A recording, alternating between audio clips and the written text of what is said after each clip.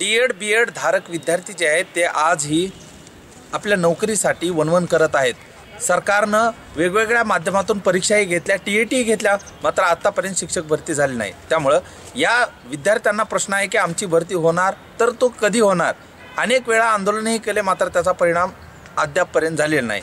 आजही मुंबईमध्ये अनेक विद्यार्थी आंदोलन करत आहेत. लातूरच्या विद्यार्थ्यांना नेमकं काय वाटतंय शिक्षक भरतीबद्दल हे आपण जाणून घेणार आहोत. आणि सध्याची परिस्थिती त्यांची काय आहे, कशा पद्धतीनं ते अभ्यास करत आहेत आणि पुढील काळामध्ये शिक्षक म्हणून त्यांना जाण्याची त्यांची इच्छा आहे का. कारण गेल्या अनेक दिवसापासून त्यांना नोकरी मिळत नाही, तरीसुद्धा ते तयारी करत आहेत. गेल्या अनेक दिवसापासून तुम्ही तयारी करत आहात, काय नेमकी तुमची आता मनस्थिती झालेली आहे. तुम्हाला वाटतंय की सरकारकडून तुम्हाला नोकरी मिळू शकेल. सर, गेल्या वर्षी डिसेंबर 2017ला अभियोग्यता चाचणी झाली. परीक्षा होऊन 1 वर्ष झाले तरी शासन कुठल्याच भरती संदर्भात ठोस पाऊल उचलत नाही. विद्यार्थ्याची अशी मनस्थिती निर्माण झालेली आहे की आता नोकरी लागेल तर सुद्धा की विद्यार्थी नोकरी करण्याच्या मनस्थितीमध्ये राहिलेला नाही. काही विद्यार्थी तर शिक्षण सोडून आता कामधंदे करत आहेत, त्यांचे लग्नसुद्धा होत नाहीत, वय वाढलेले आहेत. पुढच्या वर्षी होईल अशाने शिक्षक भरती होईल अशाने विद्यार्थी तयारी करत होते, पण शिक्षक भरती काही होत नाही. त्याच्यामुळे विद्यार्थी कटवून आता काही कामधंदे करत आहेत, गावाकडे गेले आहेत, कोण शेती करत आहे, कोण जनावर राखत आहे, कोण काही करत आहे, त्यांच्या परीने जे जमत आहे ते करत आहे. सर, गेल्या अनेक दिवसापासून हा मुद्दा आहे आणि पाहत आहेत की हे विद्यार्थी तयारी करत आहेत. आता हे शिक्षक आहे, यांचं वय काय आहे ह्याचा जर विचार केला तर आज यांचं वय हे आपलं घर चालवण्याचं आहे. मात्र आज ही नोकरी मिळत नसल्यामुळे त्यांची अवस्था बिकट होत चाललेली आहे. किती दिवसापासून तुम्ही लातूरमध्ये आले आहात, तयारी करत आहात, तुम्हाला आता शासन भरती करून घेईल, शिक्षक होताल असं वाटतंय का तुम्हाला. आता काही शासनाकडून मला काही आशा राहिली नाही, कारण की शासनाला वेळोवेळी आम्ही भरपूर आंदोलन वगैरे केले, परंतु शासनाकडून काहीही प्रोत्साहन येत नाही आम्हाला. मग आम्ही आता जगायचं की मरायचं यासाठी आम्ही हे प्रयत्न करत आहोत. सर, आता गेल्या वर्षी आम्हाला म्हटले की 24,000 जागा भरून घेणार आहेत, परंतु अद्यापही टाईट वगैरे झाली, म्हणजे शिक्षक योग्यता पात्रता वगैरे सगळी झाली, परंतु आणखीसुद्धा त्यांनी शासनाने आणखी कोणतंही पाऊल उचललेलं नाही.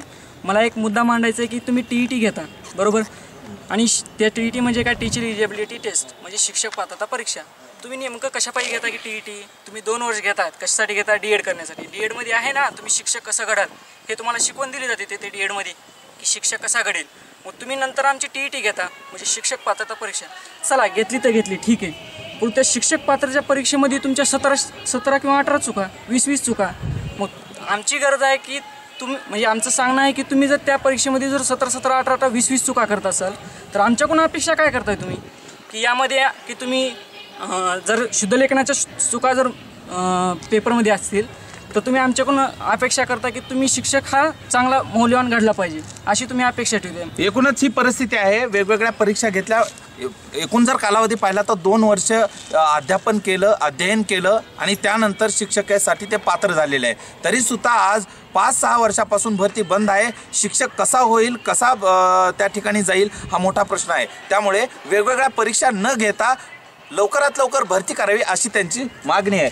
मला सांगा काय तुमची परिस्थिती आहे इथे येऊन. आता लातूरमध्ये किती दिवसापासून तुम्ही तयारी करत आहात आणि शासनाकडे आता तुमची काय मागणी आहे नेमकी.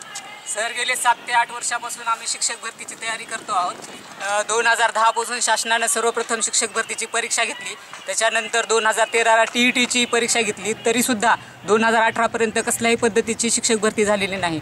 डिसेंबर 2017ला शिक्षक भरती करतो म्हणून अभियोग्यता आणि बुद्धिमत्ता चाचणी घेण्यात आली, तरीसुद्धा याच्यामध्ये चांगल्या पद्धतीची गुणवत्ता आमच्या डी.एड. बी.एडच्या बांधवांनी मिळवलेली आहे, तरी शासन शिक्षक भरती करत नाही. काल 2-3 दिवसापासून मुंबईमध्ये काही आमचे बांधव आंदोलन करतायत, आमरण उपोषण करतायत, अन्नत्याग आंदोलन त्या ठिकाणी चालू आहे. तरीसुद्धा महाराष्ट्र शासन या अन्नत्याग आंदोलनाकडं डोळे झाकपणा करत आहे. आज 400 ते 500 बांधव म्हणजे शेकडो बांधव त्या मंत्रालयाच्या गेटला डी.एड. बी.एडचे असोसिएशनच्या वतीनं आंदोलन करतायत, पण शासन त्यांच्याकडे दुर्लक्ष करत आहे. गेल्या 2 वर्षापासून आम्ही अभियोग्यता चाचणी देऊन या ठिकाणी शिक्षक भरतीची प्रतीक्षा करतो आहोत. लवकरात लवकर शासनाने 24,000+ जागा काढून इथल्या बेरोजगार तरुणांना न्याय मिळवून द्यावा. एकूणच 24,000पेक्षा जास्त जर जागा काढल्या तर कुठं ना कुठं यांना फायदा होईल. कारण विचार जर केला तर 10 लाखापेक्षा जास्त बी.एड. आणि डी.एड. धारक विद्यार्थी तयार असावेत.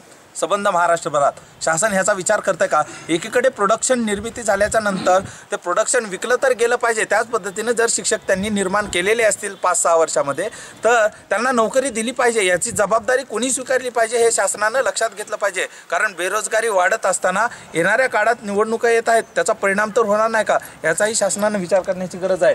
काय परिस्थिती तुम्ही जगत आहात, काय मनस्थिती आहे सध्या तुमची, आणि वाटतंय का की आता शिक्षक तुम्ही होतात? 2013ला मी TET पास आहे आणि 2017ला टेट चांगल्या मार्काने पास आहे. तरी शासनाचा काही भरोसा वाटत नाही भरती निघेल म्हणून. कारण शासन प्रत्येक वेळेला आश्वासनाची खैरात आहे, हे करू आम्ही ते करू, पण शासनानं आतापर्यंत कुठलंही भरतीचं आश्वासन किंवा शिक्षक भरतीचं कुठलंच आश्वासन पूर्ण केलेलं नाही. फक्त आणि फक्त तारखा देणे एवढंच काम चालू आहे. ही तारीख ती तारीख पुढील महिना असे वर्ष गेलेले आहे की आम्हाला नुसतं असं तारखावरच आहोत आम्ही सध्या तरी. आणि मला तर वाटत नाही, कारण शिक्षक भरतीचे आणखीन तरी कार्यक्रम चालू झाला नाही शासनाकडून. आम्ही पूर्ण परीक्षा पुन्हा सगळ्या परीक्षा क्वालिफाय असून सध्या शासनाचा कुठलाही कार्यक्रम आमच्याकडे आतापर्यंत आला नाही, ठोस आश्वासन भेटलं नाही. भरती होईलच याची मला तर काय ह्या शासनाकडून शक्यता कमीच आहे भरतीची. एकूणच आता शासनावरती, सरकारवरती, कुणावरती, प्रशासनावरती विश्वास या विद्यार्थ्यांचा उरलेला नाही. आपण जर पाहिलं तर अनेक दिवसापासून तयारी करून सुद्धा जर हातात काही लागत नसत तर घरी उत्तर काय द्यावं अशी सुद्धा त्यांची परिस्थिती आहे. घर चालवत असताना विद्यार्थ्यांना पैसे कसे उपलब्ध करून देतात आणि हे या ठिकाणी येऊन कसं शिकतात हेही जाणून घेणं महत्त्वाचं आहे. आता किती दिवसापूर्वी तुमचं DED झालं आणि इथं तयारी कशी करतात, घरून कशी मदत होते तुम्हाला? आता एप्रिल 2010मध्ये माझं DED कंप्लीट झालं सोलापूर या ठिकाणाहून, आणि तेव्हापासून संघर्ष. केवळ शिक्षक ह्या आशेनं आपण DEDला प्रवेश घेतला आणि तेव्हापासून आपली जी आशा आहे त्याची निराशामध्ये पूर्णता झालेला आहे. म्हणजे आपण शिक्षक आता होण्याच्या लायकीचे नाहीत काय, म्हणजे सरकार जर जागा काढत नसेल तर आपण शिक्षक होणारच नाही का ह्या जन्मामध्ये. म्हणजे वय तर आता आपलं 29+ वय प्रत्येक DED धारकांचा झालेला आहे. 2010चे जर विद्यार्थी बघितलं, 2 मे 2010ला TETचा म्हणजे शिक्षक भरतीचा रिझल्ट लागला, तेव्हापासून विद्यार्थ्यांचा संघर्ष चालू आहे. आता विचार केला तर शासनाचे निर्णय पूर्णतः फेल झालेले आहे त्या ठिकाणी. शासन DED बेरोजगार हा शासनाच्या अजेंड्यावर हा विषयच नाही. अजेंड्यावर शासनाचे आहे स्टॅच्यू ऑफ युनिटी, कुणाचे पुतळे किती वाढवायचे, कुणाला किती रक्कम द्यायची, आमदाराचे पेमेंट किती वाढवायचं. बेरोजगाराचा प्रश्नच शासनाच्या अजेंड्यावर नाही, कारण शासनाला बेरोजगाराशी काही घेणं देणं नाही. परंतु मी ठाम विश्वास देतो, लातूरमधून सांगत आहे तुम्हाला, 2019च्या लोकसभा विधानसभा निवडणुकीला याचे परिणाम निश्चित दिसतील. हे मात्र निश्चित आहे, ठाणपणाने सांगतो. कारण 2019ची निवडणूक कुठलेही सरकार येऊ द्या, आम्हाला सरकारची काही घेणं देणं नाही. आम्ही पोटाचा प्रश्न आहे आमच्या, बेरोजगारी ही मिटलीच पाहिजे कुठल्याही सरकारला, आणि याचे परिणाम कुठलेही सरकार असू द्या याला भोगावेच लागतील. कारण बेरोजगारीची एवढी समस्या वाढलेली आहे, भयानक समस्या वाढलेली आहे. तुम्ही म्हणता एकीकडे पकोडे विका, हे विका. अरे तुमचे विद्यार्थी तुमचे खूप मोठ्या एज्युकेशनमध्ये शिकतात, म्हणजे आम्ही पकोडे विकण्यासाठी DED शिकलं का? म्हणजे खूप काही आम्ही दररोजच्या दररोज तयारी तर करतो. राहिला प्रश्न पैसे कुठून येतात, पर्याय नाही. निर्लज्जपणाने घरून पैसे घ्यावे लागतात. 1000 रुपये असतील, 500 रुपये असतील, कुणाकुणी निर्लज्ज होऊनच पैसे घ्यावे लागतात. कारण ह्या आशेवर की आम्हाला उद्या नोकरी लागणार आहे, शिक्षक भरती जर पडली तर आम्ही अभ्यासाच्या जोरावर आम्ही लागू, ह्या आशेनं आम्ही पैसे घेतोय घरून कुणाकुणी. मग कुठे पार्ट टाईम जॉब करून, कुठे हे करून ते करून, फक्त आणि फक्त शिक्षक ह्या होण्याच्या आशेवरून आम्ही बरेच जणांकडून पैसे उसने हाताने घेतो. अनेक जणांकडून उसने पैसे घेतात आणि आपण शिक्षक होईल या आशेनं गेली 9 ते 10 वर्षापासून हे विद्यार्थी तयारी करत आहेत. ही तयारी कुठवर करावी हा प्रश्न त्यांच्यासमोर असताना सरकारनं विचार केला पाहिजे की या विद्यार्थ्यांचं शिक्षण हे पूर्ण झालेलं आहे, हे डिग्री घेऊन बसलेले आहेत, मात्र त्यांना नोकरी मिळत नाही. 25 तरी हजार लोकांची भरती काढावी जेणेकरून 25,000 तरी युवकांना रोजगार मिळेल, ही एवढी भाबडी अपेक्षा या शिक्षक जे विद्यार्थी आहेत त्यांची आहे. जोपर्यंत आम्हाला नोकरी मिळणार नाही तोपर्यंत आमचा उदरनिर्वाह होणार नाही अशी अपेक्षा मात्र आपल्या घराकडून पैसे लाजिरवाण्या पद्धतीने घेत आहेत. कारण शिक्षक होण्याची आज ही त्यांच्याकडे आशा आहे. काय वाटतंय शेवटी तुम्हाला सरकारला काय सांगायचं?